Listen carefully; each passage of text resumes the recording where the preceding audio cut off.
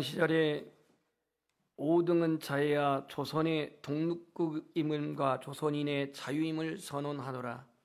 자로서 세계 만방에 구하여 인류 평등의 대의를 극명하며 이와 같은 기미 독립선언서를 읽은 적이 있습니다. 이것을 조금 번역해서 이해하기 쉽게 이렇게 풀어놨는데, 우리 대한민족 남매 및 온 세상 우방국의 동포들이여, 우리 대한민족은 완전한 자주 독립과 신성한 평등 복리를 우리 자손들에게 대대로 전하기 위하여 지금 이 민족이 자행하고 있는 전제 정치의 학대와 압박에서 벗어나 대한민주국으로 자립할 것을 선포하노라. 우리 대한은 아주 먼 옛날부터 우리 민족의 것이었지 이민족 것이 아니었다. 5천년 역사 동안 리치와 외교는 대한의 국왕과 황제들의 고유한 권력이었다. 삼천리에 달하는 빼어나고 아름다운 강산은 한국의 남녀노소가 함께 공유하는 재산이다. 이러한 전문의 기미 독립선언문을 낭독하고 이걸 기초로 쓴 사람이 최남선 씨입니다. 참고적으로.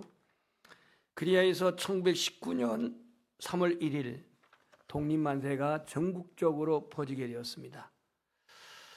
자유를 위해서 외치며 삼천리 방방곡곡에 외치는 태극기의 물결은 약 49만 명 정도가 참석을 했다고 합니다. 그 중에 가장 큰 피해를 본 곳이 바로 교회라고 하는데요. 3.1 운동으로 체포된 사람이 3,851명 기독교인들입니다. 2,162명이 고문을 당한 후에 풀려났고 41명이 총살당했고 그리고 고문당하다 죽은 사람이 6명이고 1,642명이 감옥을 갔다고 합니다. 체포된 사람 중에서는 목사님, 장로님이 134명, 전도사가 202명, 남자 교인이 2,162명, 여자 교인이 531명이라고 합니다. 이 독립선언서를 독립선언서를 외쳤던 민족 대표 33명 중에 16명이 기독교인입니다. 16명. 왜 33명의 약 50%에 해당되는 기독교인이 16명이나 되고 있는가? 이건 우리에게 무엇을 말해주고 있는가를 생각해야 합니다. 저는 오늘 이 출애굽기 22장 20절부터 24절에 약한 자의 하나님이라고 하는 주제로 말씀을 전하겠는데요. 출애굽기 21장 22장은 유대민족의 민법에 해당되는 내용을 기록하고 있습니다. 원래 하나님께서는 십계명이라고 하는 그러한 법을 주셨고, 그리고 이제 백성들이 어떻게 살아가야 하는가, 백성들 안에서 벌어지는 여러 가지 일들을 바로 질서를 위해서 민법을 줬는데, 그 민법 중에 오늘 해당된 말씀이 도덕에 관한 법입니다. 한마디로 말하면 오늘 이 본문에 나와 있는 본문은 약자, 사회 소외계층 이들을 배려하고 보호하라는 그런 뜻입니다. 착취와 압제를 금하고 연약한 이방 나그네라든지 고아와 가부들을 보호하라는 그런 하나님의 사랑의 법인 것을 알 수 있습니다. 3.1절 독립만세의 기독교인이 주가 되었던 배경에도 이 성경과 전혀 무관할 수가 없습니다. 오늘 20절 말씀을 보시면 이렇게 기록되어 있습니다. 여호와 외에 다른 신에게 제사를 드린 자는 멸할지니라 그랬습니다. 당시 일본이 우리나라를 강제 점령했을 때에 일본은 두 가지를 강요했습니다. 여러 가지가 있지만 크게 두 가지. 첫 번째는 신사참배입니다.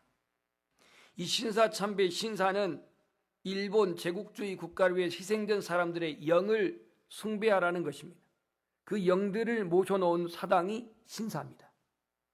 그러니까는 일본 제국주의를 위해서 싸우다가 또 일본 제국주의를 위해서 희생된 사람들의 영을 숭배하라고 하는 사상이 신사숭배입니다. 신사참배입니다. 두 번째는 일본 천황을 신격화해 해서 그 천황이 거주하는 동경을 향하여 궁성을 향하여 절을 하라는 것, 이게 바로 동방요배입니다. 모두 다 십계명에 어긋난 그러한 행위입니다. 그러니까 죽은 자들의 영을, 일본 제국주를 위해서 희생된 죽은 자의 영을 숭배하라는 것, 그 다음에 천황을 신격화해서 그 앞에 절하러 하라는 것, 이거를 자기 민족끼리나 하지 왜 이 당시에 대한제국인 우리 민족까지 그것을 강요를 했습니까? 여기에 반기를 든 사람이 기독교인들입니다. 우리는 죽었으면 죽었지 거기에 참배할 수 없다. 이래서 갖은 핍박과 박해를 받은 가운데 견디다가 결국 1938년에 신사참배를 그냥 찬성을 해버립니다. 강요에 못 이겨가지고, 압박에 못 이겨가지고. 아무튼 이 초기 1919년이니까 이제 초기죠. 한일합방이 1910년에 일어났으니까 이때에 이와 같은 강요, 신사참배 강요, 동방요배 강요, 이와 같은 것은 오늘 출애굽 22장 20절의 말씀에 전면적으로 위배되는 행동이었습니다. 여호와의 외에 다른 신에게 제사를 드린 자는 멸할지니라. 성도로 산다고 하는 것은 어떤 의미가 있습니까? 성도로 산다고 한다는 것은 하나님 앞에서, 그리스도 앞에서 부끄럽지 아니하는 순결한 삶을 사는 것이 성도입니다. 부담스러워도 아멘 해야 합니다. 100년 전의 믿음의 선진들은 우상 앞에 엎드리지 말라, 절하지 말라고 하는 말씀에 목숨을 걸고 지켰다, 이거예요. 이러한 정신이 있었기 때문에 당시의 기독교인들은 비무장, 비폭력, 맨몸으로 태극기 하나만 들고 일본의 그 총탄 세례를 받으면서 독립만세를 외쳤던 것이었습니다. 뿐만이 아니라 오늘 여기서 하나님의 그 은혜, 하나님의 그 은총은 약한 자에게 부어주시는 하나님의 은혜임을 기억하게 되는데, 오늘 21절 말씀을 보시면 너는 이방 나그네를 압제하지 말며 그들을 학대하지 말라. 너희도 애굽 땅에서 나그네 되었음이라. 그러니까 이제 이스라엘 백성들이 가나안 정착했을 때에 그 가나안 땅에 이방인들이 들어오거나 나그네들이 들어올 때에 압제하지 말라. 그들을 사랑하라. 너희들이 이집트에서 종되었던 상황에서 해방된 너희들을 기억하면서 이렇게 말하고 있습니다. 당시 우리나라는 일본의 압제 속에서 엄청난 고통을 당한 때였습니다. 그래서 많은 그리스도인들은 기도했을 것입니다. 이 땅의 회복을 위해, 이 땅의 민족 자유를 위해서 그렇게 기도했을 것입니다. 3.1절 독립만세가 일본의 무자비한 탄압으로 실패한 것 같았지만 결코 실패가 아니었습니다. 왜냐하면 하나님은 민족의 기도를 응답하셨습니다. 출애굽기 2장 24절에 보면 이집트에서 고통당하고 있는 이스라엘 히브리 민족들이 얼마나 하나님 앞에 부르짖었던지 고통 소리를 하나님이 들으시고, 출애굽기 2장 24절에 하나님이 그들의 고통 소리를 들으시고 하나님이 아브라함과 이삭과 야곱에게 세운 언약을 기억하사 그들을 구원하기로 하나님이 결정하셨다고 말합니다. 그러니까 우리의 믿음의 선진들과 우리의 선조들이 3.1절 그 독립만세는 사실 태극기를 들고 나갔지만 그 부르짖음은 민족의 부르짖은 기도였고 울부짖는 기도였고 하나님 앞에 탄식이었습니다. 이거를 하나님이 외면치 아니하여서 1945년 8월 15일 일본은 패망하고 온 국민이 바라던 광복을 맞이한 줄 믿습니다. 히브리 민족에게 출애굽이 광복이라고 한다면 우리 민족의 일제 제국주의에서 압제해서 해방된 날이 바로 빛을 해보겠다고 하는 광복의 날입니다. 오늘 우리는 105주년 3.1절 기념주의를 맞이하여서 생각해야 할 것이 뭘까? 당시에 이 모든 그 나라의 선구자적 역할을 했던 게 교회였는데, 오늘의 교회는 이 땅에 무엇을 하고 있는가? 나라를 위하여, 민족을 위하여 이 땅의 교회가 해야 할 일이 무엇일까? 하나님께 대한 신앙 고백을 우리는 다시 한번 철저하게 해보게야겠습니다. 당시에는 죽음을 각오하고 비폭력 그러한 저항 운동을 하면서 그렇게 나아가서 그 아픔을 토로하면서 외쳤던 우리의 선조들, 오늘날 우리는 너무나도 이 신앙 고백이 불투명 가운데에 세상 가운데서는 그냥 세상 사람처럼, 교회 안에서는 교회에 있는 사람처럼 이렇게 우리가 이중적인 삶을 살아가고 있는 우리의 모습은 아닌가요? 하나님을 잘 섬기고 경외하는 삶, 이것이 바로 나라를 사랑하는 애국입니다. 애국. 어떤 환경 속에서도 하나님 앞에 부르짖어 기도하고 하나님 앞에 고백할 때에 하나님은 결단코 외면하지 아니하시는 하나님이십니다. 오늘 구체적으로 우리는 약한 자의 하나님이라는 이 주제 속에서 첫 번째는 하나님만 섬기는 예배가 되기를 소망합니다. 여호와 외에 다른 신에게 제사를 드리지 말라는 겁니다. 드리는 자는 멸할지니라고 이렇게 말하고 있습니다. 조금은 독선적이겠지만 하나님은 자신만을 예배하라고 말합니다. 우리의 선조들은 신사 참배 동방 요배를 할 수 없다고 하는 이러한 순결한 정신을 가지고서 투쟁을 했던 것을 알 수 있습니다. 그러면서 오늘 하나님을 섬기고 약한 자를 괴롭히지 말라고 21절에 말씀하고 있습니다. 여러분, 약한 자가 누굽니까? 본문에는 과부나 고아이고요, 21절에는 이방인 나그네라고 했습니다. 이방 나그네라고 했습니다. 오늘 우리나라에 이방 나그네가 있어요, 없어요? 많습니다. 다민족이라고 하는 라오스며 베트남이며 필리핀이며 심지어는 이제 저쪽으로 가지고 우크라이나 이 키르기스탄 이쪽 사람들까지 중앙아시아에까지 많은 이방인들이 있어요. 어떤 사람은 합법적으로 그하고 어떤 사람은 불법적으로 그하고 돈 좀 벌겠다고 와가지고 체류해가지고 그렇게 머물러 있는 많은 이방인들이 있는데, 이들을 외면하지 말라는 거예요. 박대하지 말라는 거예요. 그들을 고용한 사람들은 거기에 정한 인건비를 지불하면서 그들을 외면하지 말라는 얘기예요. 너희들도 이집트에서 애굽에서 나그네 되었던 것을 기억하라면서. 성경은 이처럼 이방 나그네라든가 고아와 과부들을 해롭게 하지 말라고 했는데요, 성경은 여기저기에서 이 고아와 과부들에게 하나님은 어떠한 마음을 가지고 되어 있는가를 알 수 있습니다. 시편 68편 5절에 보면 그의 거룩한 처소에 계신 하나님은 고아와 과부의 아버지시며 과부의 재판장이시라. 고아와 과부는요, 힘이 없어요. 억울한 일을 당해도 누가 풀어주지 않아요. 우리는 누가복음 18장에 보면은 불의한 재판관, 하나님을 두려워하지 않고 사람을 무시하는 이 불의한 재판관이 있었잖아요. 그런데 한 과부가 자기의 억울함을 풀어내기 위해서 가서 날마다 찾아가 가지고 그렇게 사정을 하니 이 불의한 재판관이 귀찮아 가지고 내가 저 과부의 문제를 풀어주겠다고 그렇게 말씀할 때에 주님은 저 불의한 재판장도 마음을 바꿔서 과부를 소원을 풀어줬는데 하물며 하나님께서 택한 너희들을 원한을 풀어주지 않겠느냐 그랬어요. 하나님은 약한 자의 하나님이십니다. 선지서에도 보면은요, 이 엘리사라든가 엘리야라든가 사렙다 과부라든가 이런 과부들이 얼마나 어려움 중에 있을 때 빛의 허덕일 때에 두 아들이 이제는 완전히 노예로 팔려갈 그런 상황 속에서 하나님은 엘리사를 보내가지고 기름을 그렇게 채우게 하여서 빚을 다 갚게 하시는 하나님이십니다.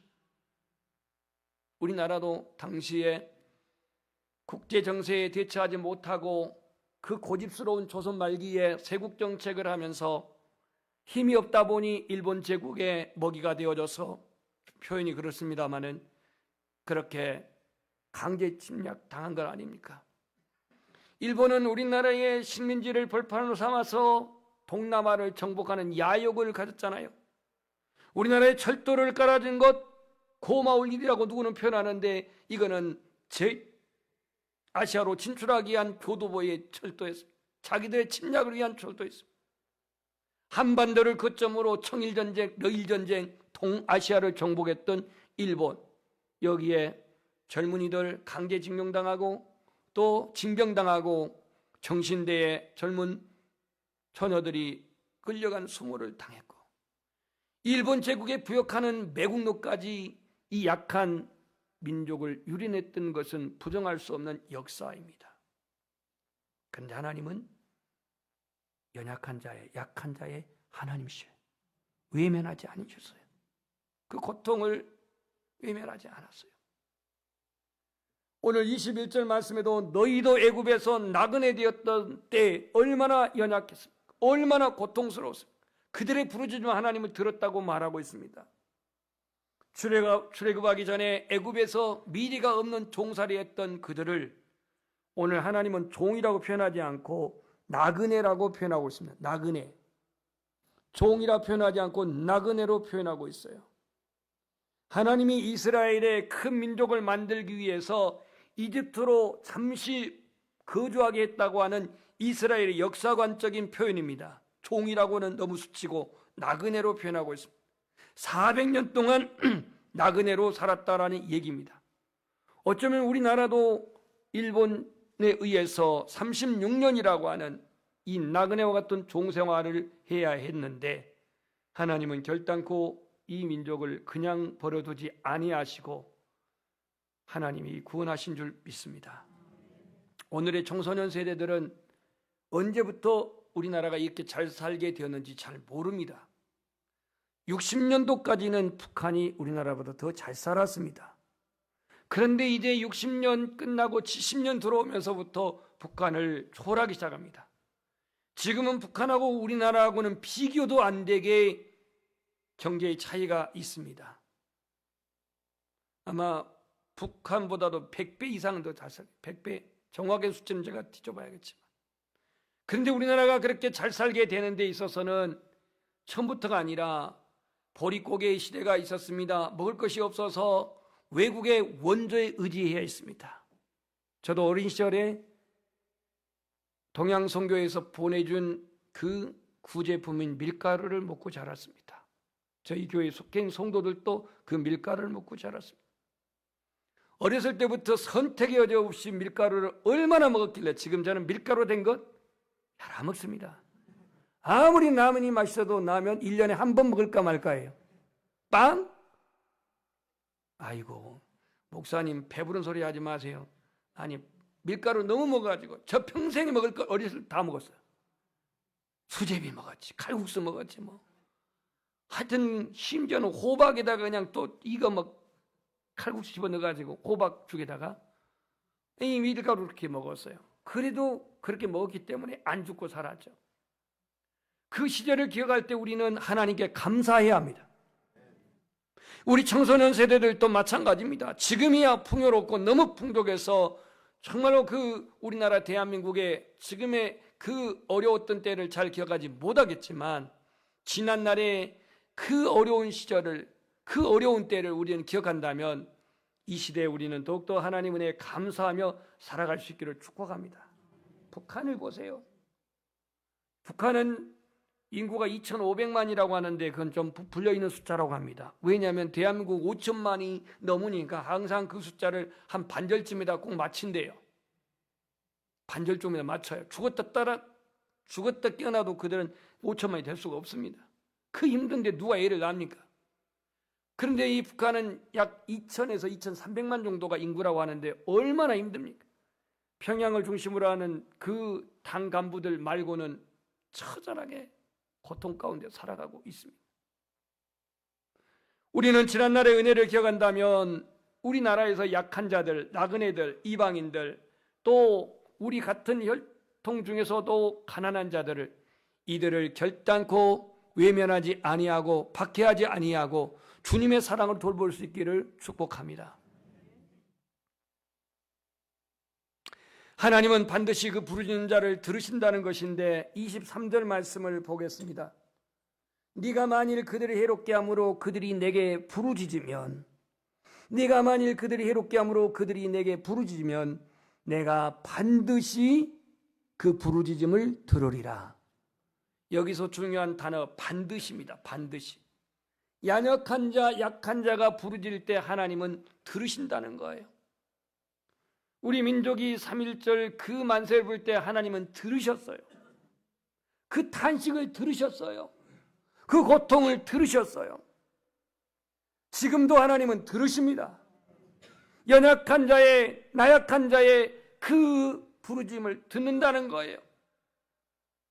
아브라함의 첩이 누구이죠? 그도라도 있죠. 그러면 하갈은 첩은 아닌가요? 예, 둘 다 첩입니다. 근데 아브라함이요, 이삭을 낳았을 때 나이가 100세였습니다.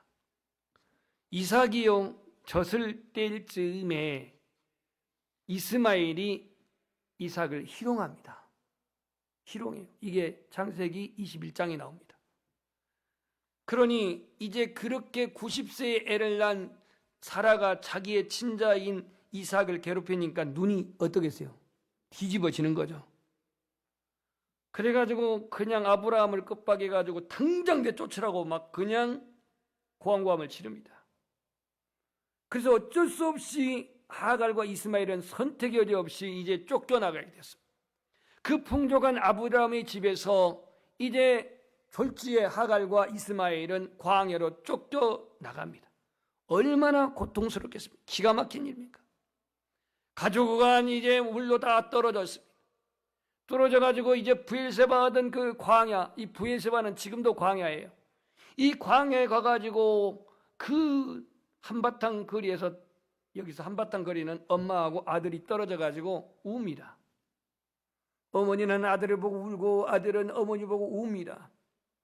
묵을 것도 이제 다 떨어지고 물도 다 떨어졌으니 아마 하갈이 사례가 그랬던 것 같아요. 이 나가서 죽어버려라. 그랬는지도 몰라요. 왜냐, 먹을 것이 벌써 반나절만에 다 떨어져 버렸거든. 그래가지고 이제 뭐 배고파 울어, 억울해 울어, 슬퍼서 울어, 울고 있는데 누가 들으셔요? 하나님이 들으십니다. 그리고 하나님의 사자를 보내요. 두려워하지 말라. 하나님이 너와 함께함이라. 내가 너로 말미암아 네 아들로 말미암아 큰 민족을 이루게 할 것이다. 비록 들나귀 같지만 이스마엘을 통해서 큰 민족을 이룰 것이라고 하면서 이 하갈의 눈을 열어서 그 광야의 척박한 광야에서 샘물을 보게 합니다. 아멘. 왜냐하면 비록 이 하갈이 이집트 여인이고 친정이 이집트 사람이고 그리고 아브라함의 본처도 아닌 상황에서 이스마엘을 낳았지만 이 이스마엘과 이 하갈을 하나님이 외면하지 아니하시고 그 약한 자의 부르짖음을 하나님은 들으셨다는 거예요. 하나님은 우리의 연약한 자의 눈물을 결코 외면하지 않습니다. 그 기도를 들으십니다. 응답하십니다. 한 끼 때울 음식이 없나요? 그러나 하나님은 결코 우리를 줄이게 내버려 두지 않습니다. 잘 산다고 다 잘 사는 것이 아니고 우리가 풍요롭다고 해서 다 풍요로운 것이 아닙니다. 하나님은 연약한 자의, 나약한 자의 그 부르짖음을 외면하지 아니하시는 하나님이십니다. 105년 전에 약한 조선, 당신은 대한제국이라고 불렀습니다. 이 선조들의 부르짖음을 들으시고 대한민국 만세라고 하는 이 절규의 탄식의 부르짖음을 들으시고 주님은 그 소리를 외면치 아니하시고 그로부터 약 30년 지나서 이 땅에 광복을 주신 줄 믿습니다. 다시는 이 나라가 외세의 지배를 받지 않아야 되겠고 나아가서 통일 한국 시대를 대비하는 강력한 대한민국이 되어야 하겠습니다. 3.1 독립만세 기념주의를 맞이하면서 우리 믿음의 선진들은 우상 앞에 절할 수 없습니다. 신사를 참배할 수가 없습니다. 동방요배 저 일본의 황제가 우리나라 황제도 아닌데 저 사람이 왜 신이라고 거기에 절하랍니까? 결코 신앙의 지조를 굽히지 아니하고 그렇게 한거했던 우리 믿음의 선진들을 생각할 때 오늘날 교회가 그 누구보다도 나라를 사랑하는 이 애국 정신으로 시대를 리드할 수 있기를 소망합니다. 교회가 이념에 부하대동하면서 선교의 본연의 사명을 잃어버리고 나는 우 너는 자 이런 이념에 부하내동하지 않고 교회가 복음의 선교의 본연의 사명을 감당할 수 있기를 축복합니다. 마지막으로 약한 자를 배려하고 도와주며 이 주님의 사랑을 실천하기를 소망합니다. 새벽에도 잠깐 얘기했지만 어제 설교 준비를 이제 다시 한번 검토하고 이렇게 묵상하고 있는데 저 뒷방에 문 소포가 하나가 와 있어요. 이거 누가 도대체 보냈나 봤더니 받는 사람 저 이름은 써 있는데 보내는 사람 없어요. 갖고 온 거예요. 갖다 놓은 거예요. 그러니 궁금하겠어요? 안 하겠어요? 궁금하죠. 뜯었습니다. 뜯었는데 우리 교회는 교인이 아니고 편지가 장문을 써 있는데 보니까 신분을 속인 건지 안 속인 건지 저는 거기까지는 모르겠지만 합동 측의 한 목사님이 은퇴하신 목사님이 자신의 수술한 사진까지 다 보여주고 도와달라는 그런 얘기였습니다. 이런 거 제가 한두 번 받아봤겠습니까? 그러나 곰곰이 말씀 묵상하고 있었던 저에게 약한 자를 배려하고 약한 자를 도와주라는 그 말씀을 써놓고 에이 내가 이거 한두 번 당해? 그러다가 또 당하지 뭐. 그리고는 보내줬어요. 아직까지 답변은 없습니다. 조금 보내줘서 그런 건지 어쩐지 모르겠지만 오늘 약한 자를 배려하는 주님의 마음 본문에서도 이 약한 자가 부르짖을 때에 나는 반드시 내가 듣겠는데 만약에 약한 자를 칼로 위협하고 그를 고통할 때 나는 나의 노가 맹렬하여서 그들을 심판할 것인데 너희 아내와 과부가 되고 너희 자녀는 고아가 될 것이라고 말하고 있어요. 이 북한을 볼 때 얼마나 연약한 자들의 인민들을 힘들게 합니까? 그래서 북한은 망할래야 망하지 않을 수가 없습니다. 망하지 않을 수가 없어요. 아마 제가 예언은 않겠지만 저의 살아있을 동안 혹시 제가 내일 돌아간다 모르겠지만 분명히 하나님이 이 땅을 회복하실 겁니다. 비난과 비판이 아니라 관용과 섬김으로 정결하고 더러움이 없는 경건은 마지막 때에 고아와 과부를 그 환난 중에 돌아보는 것이라고 야고보서 기자는 말하고 있습니다. 지난날에 우리 민족이 당했던 그 일본의 압제 속에서 받았던 그 순환에 이 기독교 정신으로 말미암아 비폭력 이저항 운동의 3.1절의 그 독립만세를 하나님은 외면하지 않으시고 들으시고 이 땅에 광복을 주셨던 것처럼 하나님은 약한 자의 하나님이십니다. 약한 자의 작은 자의 기도를 외면하지 아니하시는 하나님이십니다. 그 은혜가 오늘 우리 연양의 모든 성도들에게 함께 하시기를 축원합니다. 582장 찬송을 하겠습니다.